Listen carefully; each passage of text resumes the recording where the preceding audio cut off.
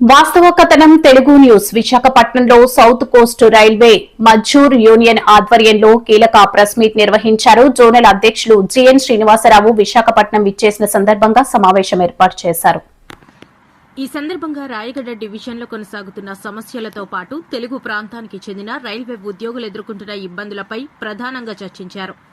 Mazdoor union general secretary comrade CH Shankar Rao కృషితో railway board స్థాయిలో జరిగిన ఉన్నత స్థాయి సమావేశంలో కుదిరిన ఒప్పందాన్ని తక్షణమే అమలు చేయాలని యూనియన్ నాయకులు డిమాండ్ చేశారు. అలాగే దీర్ఘకాలంగా పెండింగ్లో ఉన్న వేతన బకాయిలు చెల్లించాలని, ఖాళీ పోస్టులను వెంటనే భర్తీ చేయాలని కోరారు. ఖాళీల భర్తీతో ఉద్యోగులపై పెరుగుతున్న పని భారాన్ని తగ్గించాలని, ఉద్యోగుల సంక్షేమానికి సంబంధించిన సమస్యలను కూడా తక్షణమే పరిష్కరించాలని డిమాండ్ చేశారు. Divisional secretary Shri P Ramamohan Rao ఆధ్వర్యంలో జరిగిన ఈ ప్రెస్ మీట్లో కేంద్ర నాయకులు Shri PJJ Raju, Shri M Ravi, Shri JV Raju పాల్గొన్నారు.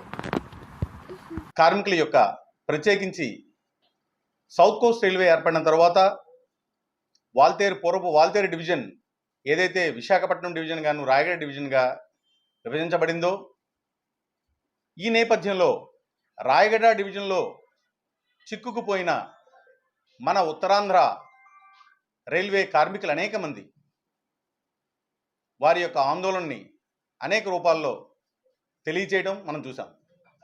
ఇటీవల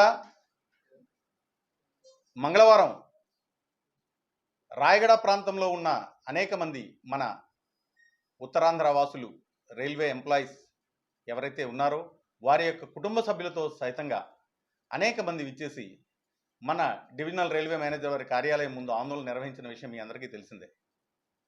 వారి యొక్క న్యాయబద్ధమైన డిమాండు అనేక ఏళ్లుగా ఏదైతే సౌత్ కోస్ట్ రైల్వే రావాలి అని చెప్పి మన తెలుగు ప్రజలందరూ కూడా ఆకాంక్షించారో ఆ ఆకాంక్షను గౌరవిస్తూ కేంద్ర ప్రభుత్వం మనకి ఏదైతే నమోదు చేసి శాంక్షన్ చేయడం జరిగిందో, కానీ ఏ తెలుగు ప్రజలైతే కావాలని కోరుకున్నారో వారి యొక్క ఆకాంక్షలు పూర్తిగా నెరవేరకుండా వారిని మరింత ఆందోళన పరిచే విధంగా ఈరోజు రాయగడ డివిజన్లో ఉన్న తెలుగు ఎంప్లాయీస్ అందరూ కూడా అక్కడే ఉండిపోవాలి అన్న విధంగా యాజమాన్యం ఏదైతే నిరంకుశ వైఖరితో ముందుకు వెళ్తుందో దాన్ని south Coast railway Mazdoor union comrade CH Shankar Rao గారి నేతృత్వంలో నిర్ద్వందంగా ఖండిస్తున్నాం.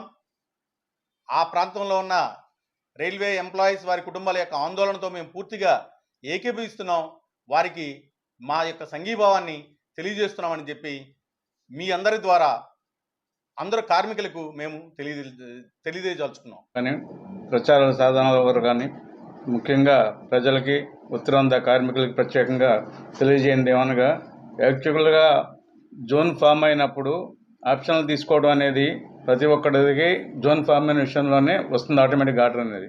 కానీ ఉన్నతాధికారుల సమన్వయ లోపం కానివ్వండి, అలసత్వం కానివ్వండి కారణంగానే ఇక్కడ ఉద్యోగస్తులకి ప్రయోజనాలు దెబ్బతింటున్నాయి. ఆ ఉద్యోగుల ప్రయోజనాలు దెబ్బతీసే ఏ సంస్థ కూడా బాగుపడదు. ఈ విషయంలో మేము తీవ్రంగా ఈ విషయాన్ని ఖండిస్తూ, ముఖ్యంగా ఎవరైతే రాయగఢలో పనిచేస్తున్నారో ఆ కుటుంబాలకు కానివ్వండి, ఆ కార్మికులకు కానీ మేము సంపూర్ణంగా మద్దతు తెలియజేస్తున్నాం.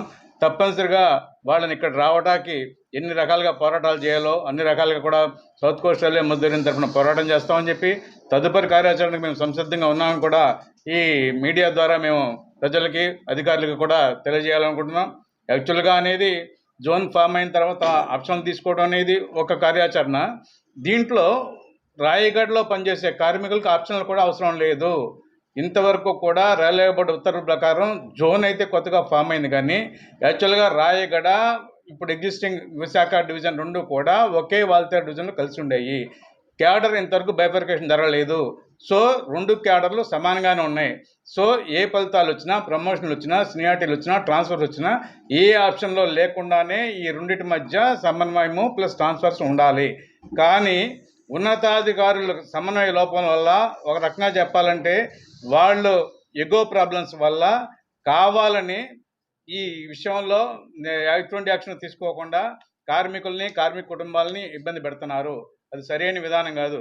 దీనికి మెయిన్ రీజన్ చెప్పుకోవాల్సి వస్తే రైల్వేలో ఉన్న ఖాళీలు చాలా ఎక్కువ శాతం ఉండటం వల్ల ఉన్న స్టాఫ్నే ఎవరి మాట కాళ్ళు ఈ GM Visakhapatnam GM, south Coast railway GM కానివ్వండి, ఈస్ట్ కోస్ట్ రైల్వే జిఎం కానీ వాళ్ళ సిబ్బందిని వదిలిపెడతాకి ఇష్టపడకుండా మా బళ్ళు ఆగిపోతాయి, లోడింగ్ దెబ్బతింటుంది, కొత్తగా వచ్చే డివిజన్, కొత్తగా వచ్చే జోన్లో కనుక ఇన్కమ్ తగ్గిపోతే వాళ్ళ కెరీర్ మీద ఏమన్నా ఇబ్బందులు పడతాయనే ఉద్దేశంతోనే కార్మికులను ఇబ్బంది పెట్టైనా సరే వాళ్ళ యొక్క ట్రాన్స్ఫర్స్ కానివ్వండి, ప్రమోషన్ కానీ ఎఫెక్ట్ చేయకుండా పెండింగ్ పెడుతున్నారు.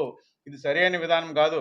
యాక్చువల్గా 2 రైల్వేల సీపీఓల దగ్గర మీటింగ్ అయినప్పటికీ కూడా ఇంతవరకు జేపీఓ బయటకు రాలేదంటే దానిలోనే పర్యవసానాలు ఏంటని అర్థమవుతున్నాయి.